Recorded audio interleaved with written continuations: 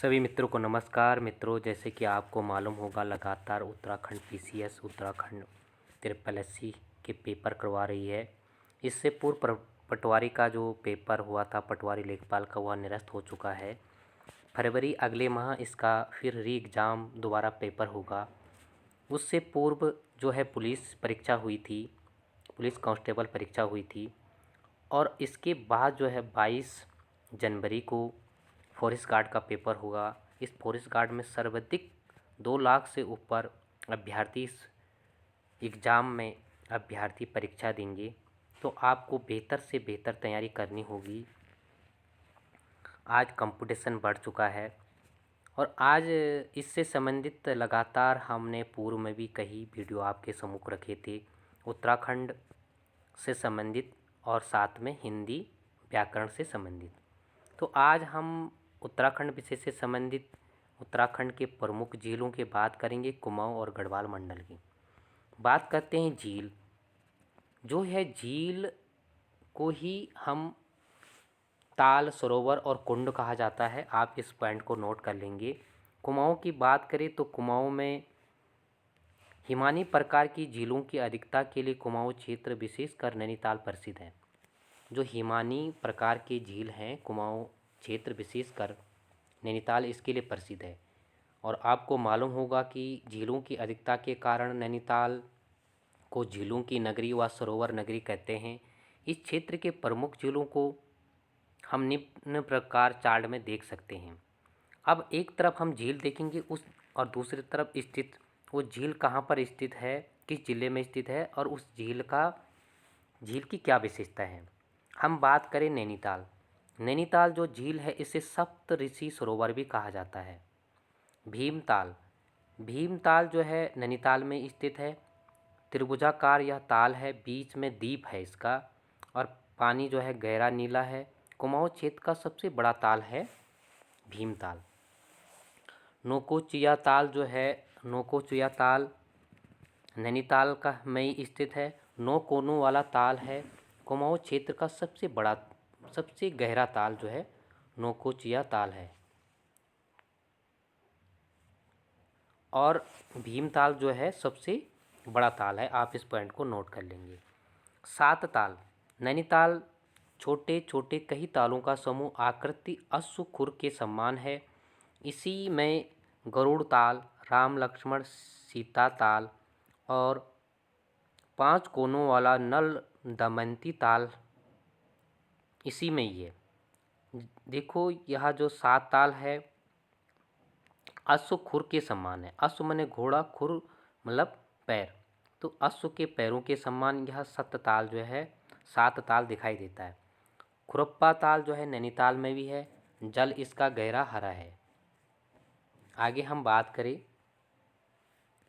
सूका ताल, मलवा ताल, सड़िया ताल तथा हरीश ताल आदि नैनीताल में ही है। खुरप्पा, सूका ताल, मलवा ताल, सड़िया ताल और हरीश ताल, यह सारे ताल जो है नैनीताल में स्थित है। आगे हम बात करें गिरिताल, यह उधम सिंह नगर काशीपुर में स्थित है। द्रोणताल, यह भी काशीपुर में ही स्थित है। सुकुंडा ताल, सुकुंडा ताल यह बागेश्वर में स्थित है। तड़ाग ताल यह अल्मोड़ा में स्थित है। श्यामताल, श्यामताल जो है चंपावत में स्थित है। श्याम रंग का जल, इसमें श्याम रंग का जल पाया जाता है, जबकि इसके किनारे पर जो है विवेकानंद आश्रम स्थित है। आप इस पॉइंट को भी नोट करेंगे।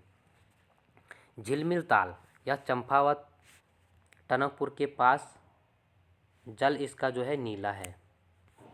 आगे हम बात करें गढ़वाल क्षेत्र की, तो गढ़वाल क्षेत्र में जो है ताल हो गए, ग्लेशियर हो गए, पर्वत अधिकतर चमोली जिले में ही, गढ़वाल मंडल में ही ज़्यादा पाए जाते हैं। गढ़वाल क्षेत्र की तालों की बात करें तो सर्वाधिक ताल जो है चमोली जिले में स्थित है। अब देखते हैं सहस्त्र ताल। सहस्त्र ताल की बात करें, थाती टिहरी गढ़वाल के पास है और गढ़वाल क्षेत्र का सबसे बड़ी और गहरी झील है। इससे पूर्व हमने कुमाऊं के बारे में बात किया था कि कुमाऊं की सबसे बड़ी और बड़ी और गहरी जो झील है, ताल है, उसके बारे में हमने जानकारी दी। तो आप इन दोनों पॉइंटों को मिलाकर देख लेंगे। तो गढ़वाल मंडल का सबसे बड़ी जो झील और गहरी झील है वह सहस्त्र ताल है। यम ताल सहस्त्र ताल के समीप है। महासर ताल जो है यह भी सहस्त्र ताल के समीप है। महासर ताल की बात करें यह दो कटोरी नुमा ताल है। और भाई बहन का ताल भी इसको कहा जाता है। आप इस पॉइंट को भी नोट कर लेंगे। महासर ताल को भाई बहन का ताल और दो कटोरी नुमा ताल। बासुकी ताल, बासुकी ताल की बात करें तो यह टेरी गढ़वाल केदारनाथ के पश्चिम टेरी और रुद्रप्रयाग जिले में स्थित है। लाल पानी का ताल, बासुकी ताल आप इस पॉइंट को नोट कर लेंगे। दो जिलों में स्थित है, टेरी और रुद्रप्रयाग। मसूर ताल, मसूर ताल की बात करें यह टेरी गढ़वाल खातलिंग हिमनद के पास ही है। अप्सरा ताल यह टेरी गढ़वाल के बूढ़ा केदार के पास है। आगे बात करें अछरिया नाल और भिलंग ताल, यह टेरी गढ़वाल में है। दुग्ध ताल पौड़ी में स्थित है, दूधातोली पर्वत श्रृंखलाओं में। और ताराकुंड ताल भी दूधातोली क्षेत्र में ही स्थित है। ताराकुंड ताल का अस्तित्व तो आज भी है, लेकिन दूधातोली का ताल का अस्तित्व हमें वर्तमान में नहीं मिलता है। बात करें पौड़ी गढ़वाल की, तो पौड़ी गढ़वाल में आप लोगों को इस बात को, इस पॉइंट को, इस बिंदु को नोट करना है कि हमें मुख्य रूप से 3 तालों का ही नाम मिलता है पौड़ी गढ़वाल में। दुग्ध ताल, जिसका अस्तित्व शायद में है या नहीं ये मालूम नहीं है, लेकिन ताराकुंड ताल आज भी दूधातोली पर्वत क्षेत्र में है। और तीसरा जो ताल है यह कृत्रिम ताल है लेंसिडॉन में। रूपकुंड यह चमोली जिले में स्थित है। बेदनी बुग्याल से आगे है और रहस्यमयी ताल भी कहा जाता है। आप इस पॉइंट को नोट कर लेंगे। रूपकुंड और होमकुंड में काफ़ी कन्फ्यूजन हो। रूपकुंड यह रहस्यमयी ताल है और यह जो है कंकाली और रहस्यमयी ताल भी इसको कहा जाता है। रूपकुंड को जो है रहस्यमयी ताल भी कहा जाता है, इसलिए क्योंकि आज भी नर कंकाल वहाँ पर देखने को मिलते हैं उस तालाब के समीप, वर्तमान समय में भी रूपकुंड के पास। तो इसीलिए इसको रहस्यमयी ताल और कंकाली ताल के नाम से भी जाना जाता है। रूपकुंड को, रूपकुंडी के पास हेमकुंड भी है। रूपकुंड के पास ही हेमकुंड भी है और हेमकुंड भी है। हेमकुंड की बात करें तो लोकपाल या हेमकुंड यह चमोली में स्थित है और लक्ष्मण गंगा का उद्गम स्थल यहीं से ही है। हेमकुंड साहिब गुरुद्वारा गुरु गोविंद सिंह की तपस्या स्थली यहाँ पर है। हेमकुंड में ही तपस्या स्थली है और यहाँ पर 1965 में गुरुद्वारा भी बनाया गया था। अब बात करें होमकुंड, होमकुंड भी जो है रूपकुंड के ही पास है। और जो होमकुंड है नंदा देवी राज्य जात का अंतिम पड़ाव है। जो नंदा देवी राज्य जात विश्व की सबसे बड़ी पैदल यात्रा जो एक मेले के रूप में मनाया जाता है, तो यह इसका अंतिम पड़ाव जो है होमकुंड है। और होमकुंड से ही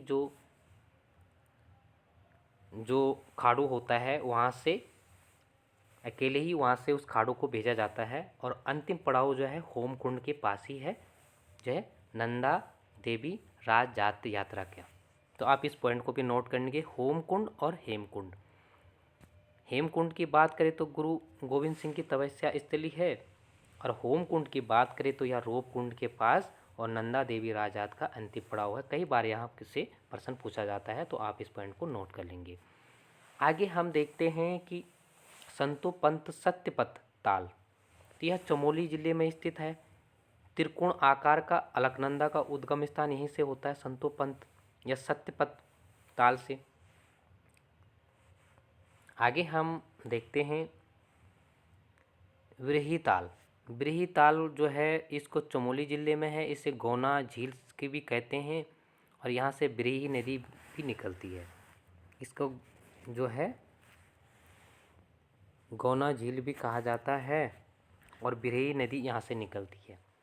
बेनीताल, बेनीताल जो है चमोली आदि बद्री के पास ही है बेनीताल। विष्णुताल जो है चमोली बद्रीनाथ के पास है। लिंगाताल तथा आछरी ताल ये फूली घाटी के पास है, फूलू की घाटी के पास है आछरी ताल। अब बात करें तो फूलू की घाटी के समीप जो है 5 तालों का उल्लेख हमें मिलता है। एक तो मिलता है हमें लोगा ताल, आछरी ताल, सिरंग ताल, महक ताल, नरसिंह ताल। ये सारी ताल जो है, पांचों ताल जो है फूलू घाटी के समीप हैं। सूका ताल चमोली नंद घाट के ऊपर है। अब जो सूका ताल के ही समीप एक झल ताल है, झल ताल। सूका ताल और झल ताल ये नंदा घाटी के ऊपर हैं, यानी नंद प्रयाग आपने सुना होगा चमोली जिले में। झल ताल ये सूका ताल के पास है। काका भुसंडी ताल ये हाथी पर्वत जोशीमठ के समीप है, काका भुसंडी ताल। गोहना ताल,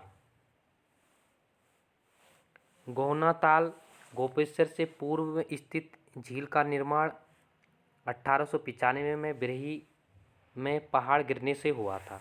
जो गोहना ताल जो है ये 1895 में जो पहाड़ गिरा था तो तब इस ताल का निर्माण हुआ था, लेकिन फिर यह ताल अब इसका अस्तित्व समाप्त हो गया है। 1970 में यह झील स्वयं टूटकर समाप्त हो गई।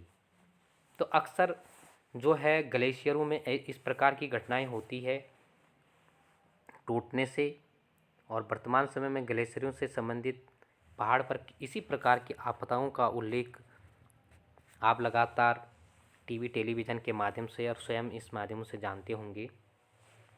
गुडियार, गुडियार या आदि मातृका, नरसिंह, मणिभद्र तथा सिद्धताल ये सारे जो है चमोली में ही स्थित हैं। आगे बात करें नचिकेता ताल, नचिकेता ताल की बात करें या उत्तरकाशी में है, दूध गंगा हेमनद के पास है यह। डोडी ताल, डोडी ताल या उत्तरकाशी में षटकोण आकार का वाला या गंगोरी के निकट है। षटकोण आकार का यह ताल है। काणा ताल यह डोडी के ही पास है, पीछे है। फचकंडी ताल, फचकंडी यह उत्तरकाशी में उबलता है जल यहाँ पाया जाता है। बायां ताल इसी के समीप है। केदार ताल, भराड़सर ताल, रोही साड़ा ताल और देवसाड़ी ताल ये सारे ताल जो है उत्तरकाशी में ही स्थित है। लांबा ताल, देवसाड़ी ताल, केदार ताल, भराड़सर ताल, रोही साड़ा ताल यह जो है उत्तरकाशी के ही समीप है, उत्तरकाशी में स्थित है। देवरिया ताल यह रुद्रप्रयाग ऊखीमठ के पास है। बदाणी ताल रुद्रप्रयाग में स्थित है। सरवदी या चौराबाड़ी ताल रुद्रप्रयाग में है। चौराबाड़ी ताल को गांधी सरोवर भी कहा जाता है। और क्यों कहा जाता है चौराबाड़ी ताल को? इसलिए कहा जाता है कि 1948 में गांधी जी की अस्थियों को यहाँ पर विसर्जित किया गया था। जब 1900 मृत्यु के उपरांत गांधी जी की, महात्मा गांधी जी की मृत्यु के उपरांत 1948 में जो है चौराबाड़ी ताल में ही यहाँ पर गांधी जी की अस्थियों का विसर्जन किया गया था। इसलिए इसको जो है चौराबाड़ी ताल को गांधी सरोवर भी कहा जाता है। आप इस पॉइंट को भी नोट करेंगे। चंदबाड़ी ताल, अब जो कि चौराबाड़ी और चंदबाड़ी ताल में अंतर है, आप इस पॉइंट को भी नोट कर लेंगे। चौराबाड़ी ताल रुद्रप्रयाग में है, जबकि चंदबाड़ी ताल कई बार दो समान अर्थों वाले या समान शब्दों वाले समान जो है इस प्रकार के उसमें कन्फ्यूजन जैसा माहौल बन जाता है। तो आप इन चीज़ों को मिलाकर अगर पढ़ेंगे तो अवश्य आपका कन्फ्यूजन दूर होगा और आपको एक उचित आंसर देने में कोई दिक्कत नहीं होगी। चंदबाड़ी ताल, चंदबाड़ी ताल की बात करें देहरादून के चंद्रभागा नदी का उद्गम स्थान यहीं से है। कांसोर ताल, कांसुर ताल। यह कांसुर ताल जो है ये रायवाला के पास है और दिव्य सरोवर या हरिद्वार बिल पर्वत के पास है। अब बात करें देहरादून में, तो देहरादून में रामताल, एक रामताल भी है, कांसुर ताल भी है ही। रामताल की बात करें तो रामताल के समीप जो है ये चक्राता के समीप है। और चौली थाप जो है रामताल के समीप चौली थाप एक स्थान है जहाँ 3 मई को मेला लगता है। 3 मई को एक प्रसिद्ध मेला लगता है केसरी चंद। केसरी चंद जो है के नाम से यहाँ पर एक प्रसिद्ध मेला लगता है।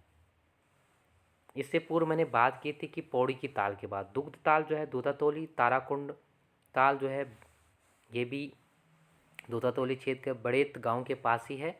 और जो लंचेडोन में स्थित ताल है उसका नाम है भुल्ला ताल। ये कृत्रिम ताल है, आप इस पॉइंट को भी नोट करेंगे। तो आज के लिए इतना ही। इससे पूर्व हमने काफ़ी वीडियो बनाए थे, आप प्ले लिस्ट में जाकर सारे वीडियो देख सकते हैं। और आने वाले समय में भी हम लगातार इसी प्रकार के वीडियो आपके सम्मुख लाते रहेंगे। आप अपनी प्रतिक्रिया ज़रूर कमेंट बॉक्स पर दें। इस वीडियो को ज़्यादा से ज़्यादा शेयर करें, लाइक करें, कमेंट में अपनी प्रतिक्रिया ज़रूर दें। आप सभी मित्रों का पुनः एक बार धन्यवाद।